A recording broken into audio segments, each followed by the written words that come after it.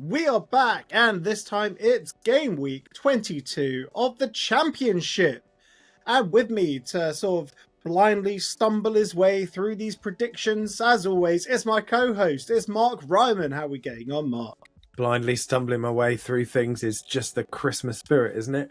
I'm sober at the moment, though. To be fair, it is only about 11 o'clock in the morning when we're recording. Yeah, I'm good. How are you? Yeah, I'm all right. And funnily enough, talking about blindly stumbling ways through places, did you see Southampton were down 5-0? I know this isn't the Championship, but they are destined to be back in the Championship next season. And there was a blind fan who left at 5-0 because he'd obviously seen enough. Well, doing the rounds on social media. That's good. Yeah, that's good. And obviously it stayed that way as well, didn't it? Finished 5-0. I think Spurs gave him a bit of a let-off in the second half, by all things considered. I think Spurs just, sort of declared at 5. It could have been 10. Yeah, exactly. Yeah. Just enough time for Martin to go pick up his P45 and head off. Yeah, shocking. Russell Martin. Oh God, one of those managers where he has a philosophy and it just gives him a free pass to lose games because they play really nice football.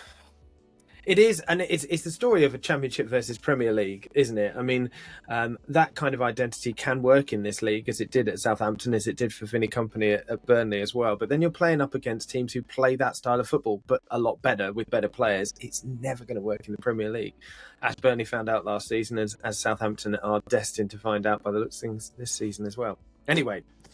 Yeah, on with the predictions. As always, if you're watching this on our YouTube and you're not subscribed, hit that subscribe button. We're on the road to 2,000 subscribers. Such a fast-growing channel, and we're happy that you're all here to be a part of it. But let's kick this off. It's Kenilworth Road, under the lights, Friday night. It's Luton Town versus Derby. Yeah, we better make the most of these evenings, right? We've only got a few of them left before the new ground, which was given full detailed permission from the council on Monday. So, it's hopefully going to be a positive atmosphere because of the way Luton are playing at home, or should I say the results they're getting. They played well against Stoke in their last home game, to be fair. Blackburn away was same old, nothing really changed. And there's a bit of an injury crisis at Luton as well. Derby have got some important players injured as well, though, despite them coming off the back of a 4-0. I noticed that Cashin looks like he's injured. That could be a big loss for them.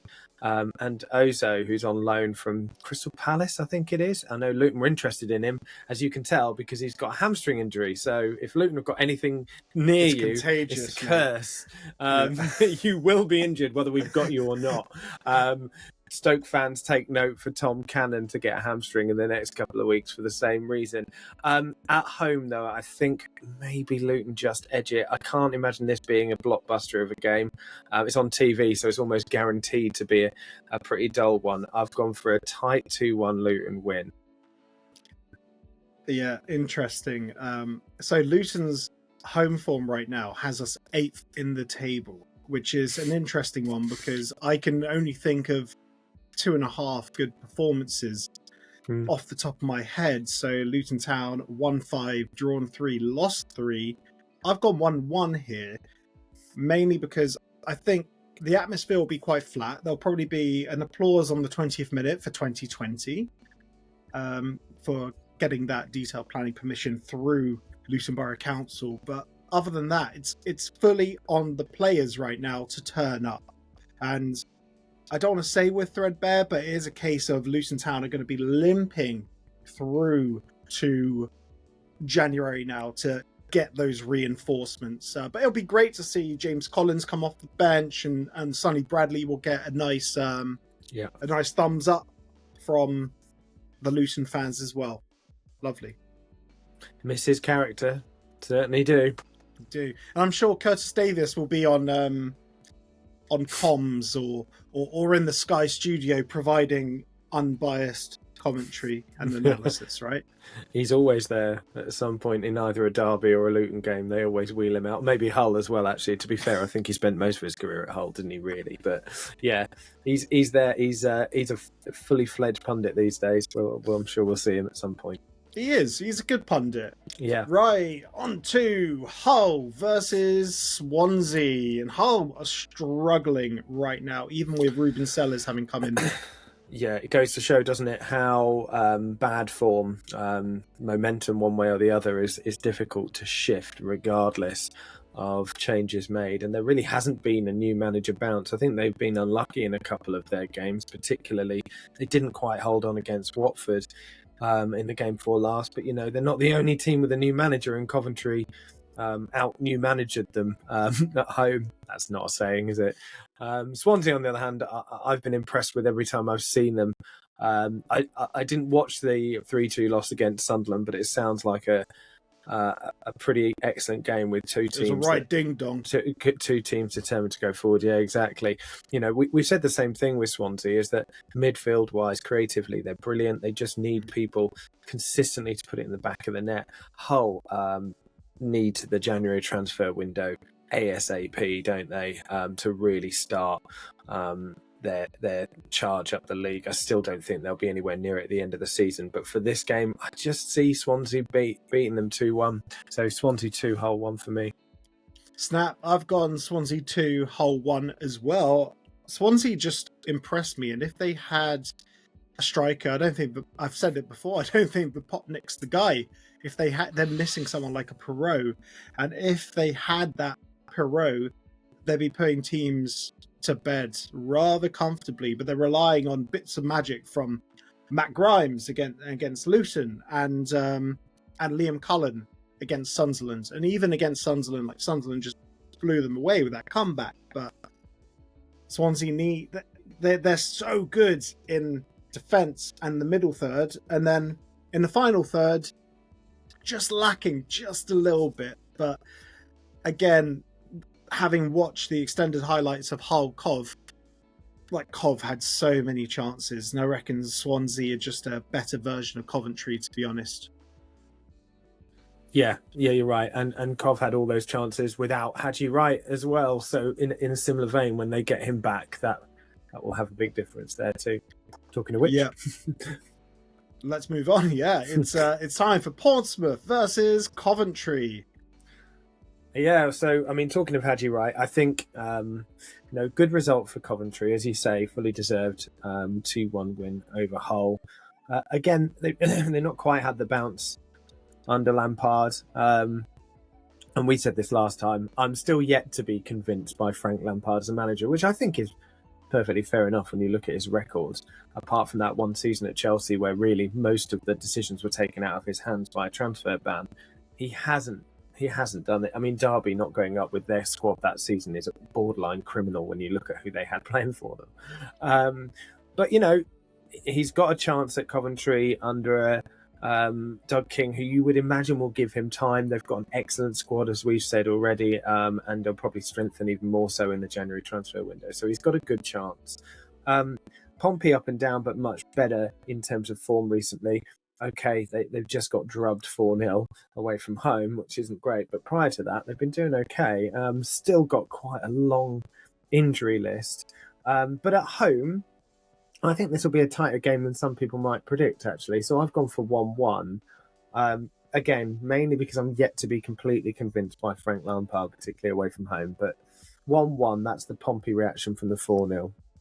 See, I'm also not convinced by Frank Lampard, but just seeing the embarrassment of riches and seeing the way Mason Clark and Sakamoto and then Bissett, I think his name's Bissett, were just, especially the former two, just tearing teams apart on the wings. Like Mason Clark looks a real shrewd bit of business. And we were talking before about Peterborough and how Peterborough just have a ridiculous team for that level. Yeah. And they have a great conveyor belt of talent. Like Mason Clark's like the latest one from Posh, who's gone on to, really stamp his authority on the championship. And I can see Cobb winning this 3-1 just by virtue of how many chances they create. And remember, Cobb missed a penalty last game as well. If they create these chances, eventually they are going to get put away. And I fear for Pompey. I really do. Yes, they had a good run, 4 without a loss. And then that 4-0 could do some proper damage to them, potentially. Yeah, I guess it's all about the reaction, isn't it? We said the biggest worry about Oxford, this was before Des Buckingham was given the boot, was that they hadn't reacted from losing, those big score lines. So I guess we'll see, won't we, what Pompey are made of in this game. Yeah, they got to bounce back back quickly from it. Another one who's, it looks like we're about to jump on the managerial roundabout. It's Sheffield Wednesday versus Stoke City. And Danny Roll has been linked to Southampton, I believe. Yeah, he has. And it depends how strong those rumours are and how much that's going to affect the dressing room, because you'd imagine it does. I mean, we know as Luton fans when Nathan Jones was about to go to Southampton, for some odd reason he was still in charge for the game against Stoke, and you could tell he was on his way. So if that's the case, all bets out the window for me. I've tried to take that out of the equation for this and gone for a 2-0 home win because of form more than anything else. But obviously that managerial change could throw things, and also because Manhoff's injured now, I think, for Stoke, and that's a big loss for me. He was Stoke's best player against Luton, or up there, should I say, and certainly on the ball is one of their better players going forward. So that will be a big loss. And Sheffield Wednesday have been doing very well in a way, 3-1 win. Okay, they lost to Blackburn, but everybody does at the moment. So, apart from that, they've done very well, albeit against mostly teams that are down there. But, that's what you need to do. I think Stoke are one of those teams too. So, 2-0. I've gone 2-0 Wednesday as well. I fear this is the curtain call for Danny Roll. And he's done a great job, guiding Sheffield Wednesday away from relegation last season, steering them to what could be mid-table mediocrity, maybe even a flirt with the playoffs this season. Let's see if they get the next managerial appointment right. Narcis Pella? No, I'm not convinced by him. Not at all. He was a goalkeeping coach after all. He had his moment, didn't he? I don't think it was a bounce to start with, but he did get Stoke playing a lot better and tighter, which all new managers down there probably need to do, sort of shore up the defence a bit, but then never really went on and was able to sort the other end of the pitch, and now they're leaking goals again. It's an odd one. It always felt like an odd appointment, didn't it? Danny Roll, do we think... It's an interesting one. I think he's done very well last season. I think... I was a bit underwhelmed by how Sheffield Wednesday have played at the start of the season, but they've really picked it up recently. Yeah. So we'll see how he gets on if he does get the job.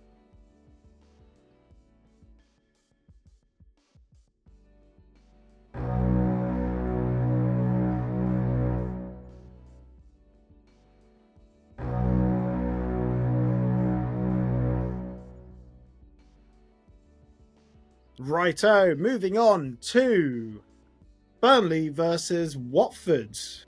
Both teams in good form at the moment. Yeah, both off 2-1 wins, Watford at home and Burnley away. Oh, did you see that goal? You see that goal at Norwich? That was ridiculous. Yeah, I mean, Burnley have got players that can do that and can hurt you. And I think at home especially, they are very, very tough to beat. Watford have improved away from home, no doubt about it. Having said that, their last 2 away games were against 2 of the worst sides on form in the league, in Hull and Plymouth. So this is their first real test away from home for a while. I think it's going to be a classic Scott Parker, Burnley 1, Watford 0. Yeah, I've gone the same. I've got 1-0 Burnley as well. That Zian Fleming goal was sensational. And not to bring it back to Luton briefly, taking shots from outside the box. I've said it many, many times on our Luton shows. Why don't Luton Town do that? And also that's quite an alien thing for Burnley as well, because the ethos of Scott Parker football is to essentially walk it in. But hey, if you buy a ticket, you might win the lottery. And that Fleming goal was just a screamer. Yeah, I mean, you're right. They were doing a bit early in the season. I think Sarmiento, players like that have always got the capability to absolutely swaz it in from about 30 yards. I think that happened quite a lot in the early part of the season, but you're right, more recently less so. But yeah, what a goal. He was a great player for Millwall and is doing great things still at Burnley. Yeah, 1-0. Yeah. Ditto.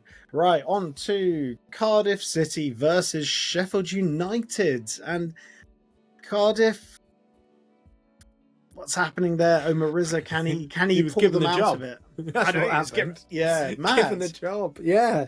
It was. I mean, to be fair, he was given the job while the form was still this poor. Let's be honest. I mean, they love a 2-2 draw, don't they, or a loss? 2-0 losses intersected by 2-2 draws. I'm sorry, but if you're not predicted Sheffield United to win this game, I struggle to see where this has come from. They've got to, surely. I mean, they have been imperious in this league, and they're very rarely let in any goals at all.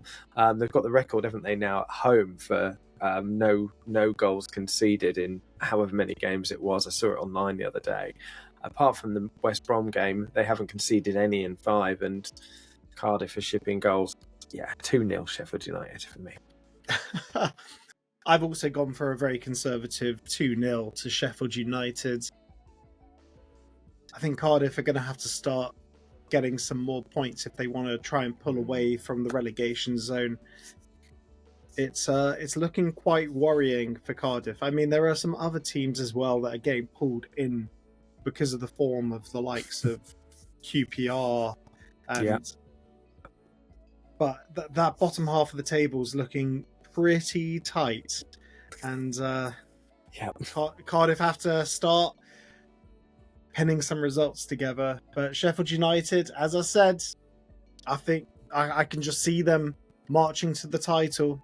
Yeah, and their owner's going to get yet another promotion, and then once that promotion happens, I reckon then he sells. He'll pocket the promotion winning money tomorrow never comes, and then go. Yeah.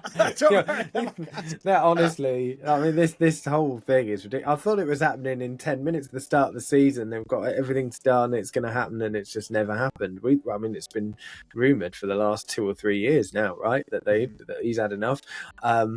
But yeah, they've been excellent, and fair play to Chris Wilder, because I mean, we didn't write him off as such, but we certainly didn't see him being able to turn Sheffield United's form around to the extent that he has done, and he deserves great credit for doing it. So fair play.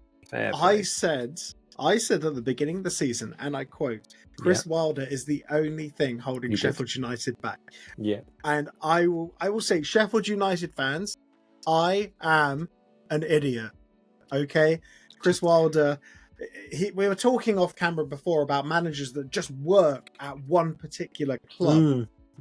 Chris Wilder is the poster child of being the man at Sheffield United. Yeah, I mean, to be fair to him, he did great things at Oxford and Northampton before that. But you're right, after Sheffield United, it really hasn't worked out. I think as well, he's a victim of the clubs he's gone to a bit. I mean, Borough aside, I mean, Watford, basket case of a club. Not many managers last there. So, yeah, but you're right. At Sheffield, he's obviously homegrown, Sheffield United fan, born and bred as well. That makes a big difference too, doesn't it? It does. It does indeed. And right, on to one of Chris Wilder's former clubs. It's Leeds United, not them, versus Oxford United. Not them, indeed. I think Leeds are very lucky they're coming up against the least or the worst form team in the league at the moment. Because if they hadn't been, I think they might struggle a bit more to impose themselves. Very, very sneaky draw in the last second. I know that Leeds fans will turn around and say, that's what top teams are made of, that they scrape a result even when they're not playing so well. I think Preston can feel very unlucky that they didn't win that game. Did brilliantly defensively for 90 odd minutes. Oxford, on the other hand, terrible run.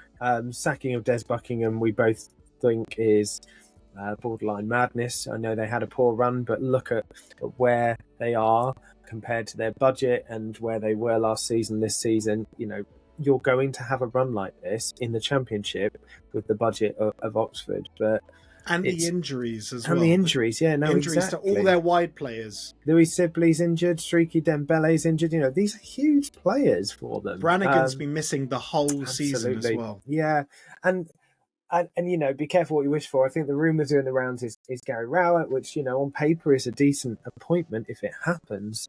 But it's a shame because I think their kind of team spirit was built from Buckingham and downwards. And you know, regardless of results, I think it's been a disappointing decision. 3-0 Leeds. I'll get to the point. 3-0 Leeds. As high as that? I've just gone 2-0 Leeds. I made a video about Des Buckingham and how surprised I was with the sacking. That you can find that on our channel. I'll actually drop it in the description below this video.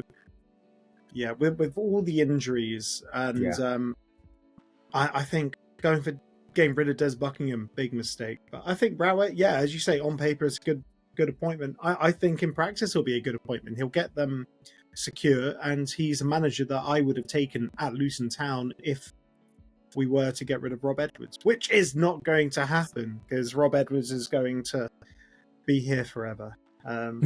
Yeah, Leeds 2, Oxford 0. Forever and ever and ever. Shining right, on to one of Gary Rowett's former clubs. It's Millwall versus Blackburn Rovers. Weirdly, I found this quite hard to call, which is odd because Blackburn have won their last 6, I think, now. Is it 6 in a row? And Millwall have lost their last 3 in a row, only by the odd goal. Classic Millwall. And of course, you know, who knows what they're going to be like post-Harris. It's a difficult one. But yeah, I mean, Blackburn, by all accounts, should win it. I've gone for 1-1. I don't know whether there'll be a slight bounce or change in fortunes based on the fact that, you know, there's going to be a change. It could go either way, of course. Both fair few injuries on both sides. But yeah, I think I've gone for 1-1. I just couldn't call it. I don't know why. Form-wise, you would go for Blackburn every day, but maybe it's the idea that they're on this run and that maybe that at some point it's got to end, right? So it's that maybe more than anything that's made me think 1-1. See, I don't think it's going to end anytime soon. Both for Millwall and Blackburn. I've got 1-0 Blackburn. They're on a good run. They had 4 wins to 0. So it was 1-0, 1-0, 1-0, then 2-0 for Luton, because Luton are charity FC. And Millwall, I don't see them turning it around until they get a new manager. It's a shame how it ended with Neil Harris, a player that, a manager that was such a great player for them and also was a good manager and had them in and around the playoffs until like the wheels sort of came off quite recently. Like no wins in 5 now. Maybe even further back, but the last 5, 2 draws, 3 losses. Maybe the players stopped playing for him. Maybe the fans were getting on his back. But I can't see past Blackburn Rovers because you know what? They do the basics right. They defend properly. So 1-0 Blackburn. On to Plymouth versus Middlesbrough. Now, Plymouth, interestingly, looked properly mustered against Sheffield United. You wouldn't have known which team was top and which team was in the relegation zone for that game. Large amounts of the game, they completely dominated them. But I've still gone 1-0 Middlesbrough for this one. I was going to say, in the run of form. Yeah, they were good against Sheffield United. Sheffield United at home, as we've just alluded to in the build-up, is a big thing. Middlesbrough, if they get going forward, are a side I don't think Plymouth can handle at all. And I think this will be the end of Rooney as well. I think they've tried to get Mike Phelan in to try and give him a bit more oomph behind the scenes, and I think it might backfire. I really do. So either this game or the next game, if they keep losing, I think he's gone. So yeah, I've gone relatively convincing for this one. 3-1 Borough. See, I don't know if they're gonna give Rooney the elbow now, because it's, you know, you just need 2 wins and you're sort of out of, 1 win's enough to get out of the relegation zone right now. It is, and Mike Phelan, he needs a bit of time to work his magic. He's a very highly esteemed coach. Yeah, he was at Man U. It was a while ago now. I mean, I agree with you, but you know, they've lost their last 4 in a row. yeah, pressure will tell, and they're in the relegation zone as well. I think Rooney had his critics at the start of the season. I don't think he was, I think quite a lot of Plymouth fans then bought into his style of football, but there's clearly no real plan B for when it doesn't work. And it should be said, as we've done in previous podcasts, that they're missing their 2-3 arguably most important players to injury as well. So there are those things. Mm-hmm.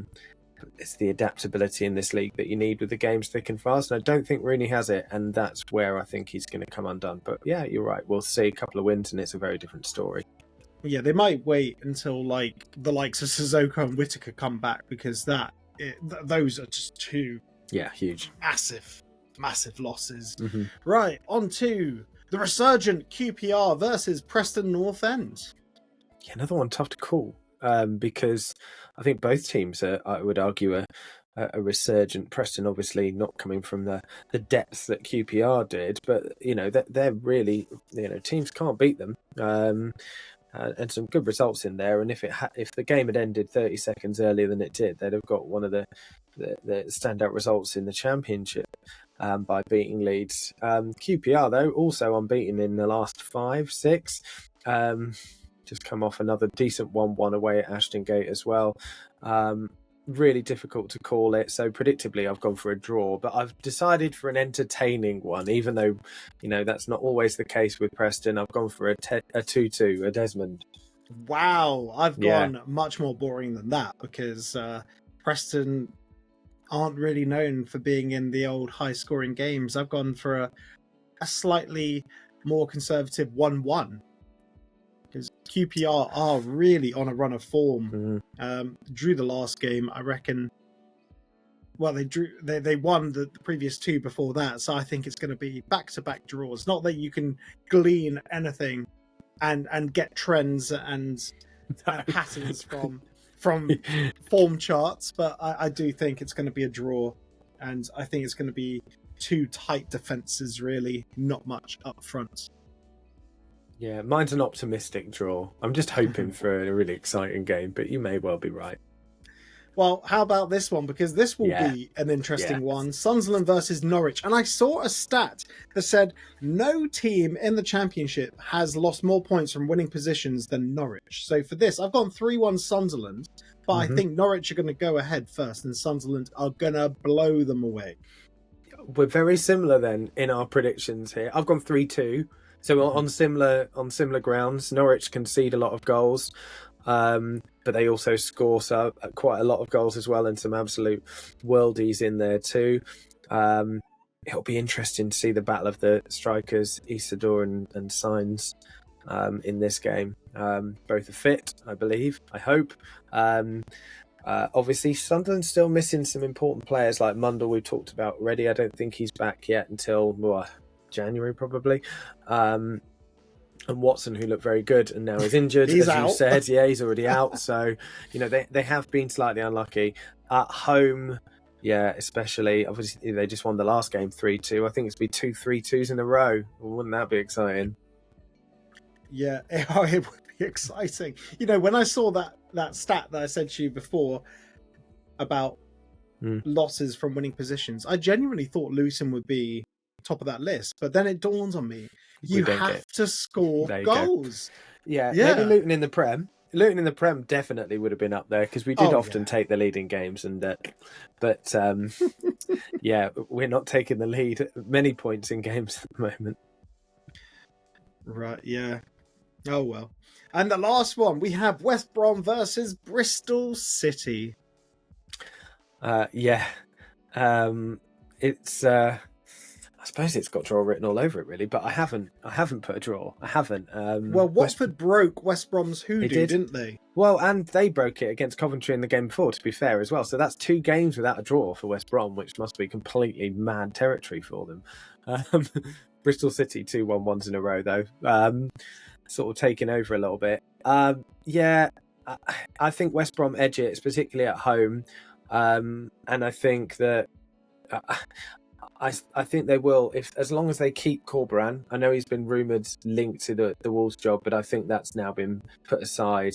But I think that Corberan will get them playing Again, and particularly at home. I think there's a couple of injuries in both teams. Naismith, I don't know how much Naismith is getting on the pitch for Bristol City. I mean, he'll play at home against Luton and score an absolute worldie, I'm sure, but I'm not sure how often he's getting on the pitch. They've obviously got more players... so than Harry Cornick, mate. Well, yeah, exactly. Well, you know, they'll have players like Scott Twine that will cause problems. Particularly, I think that he's such a good player.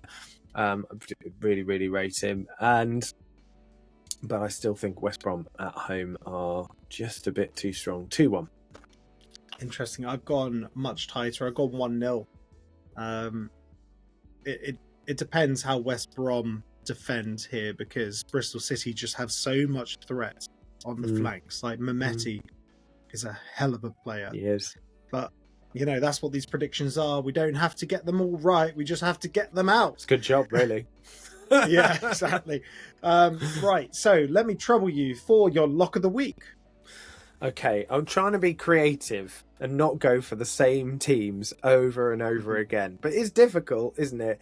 I've gone for Swansea to beat Hull away from home. I really do rate Swansea. I think they've got just enough in them to beat Hull. I think that's a very sensible one. I do like Swansea, and Hull are on a terrible run of form. For me, I'm going for what might be Danny Roll's farewell game. I'm going Sheffield Wednesday 2, Stoke 0. Locking that one in. Clunk, that's me locking it in. Yeah, got that. Yeah. But we've got a very busy Christmas period, so we'll be back, I guess, again and again and again over the Christmas periods. We'll try and squeeze them in, and they might get a little bit shorter, but we'll see how it goes. But whoever you support, have a great week, and here we go. It's game week 22. So everyone, take care of yourselves.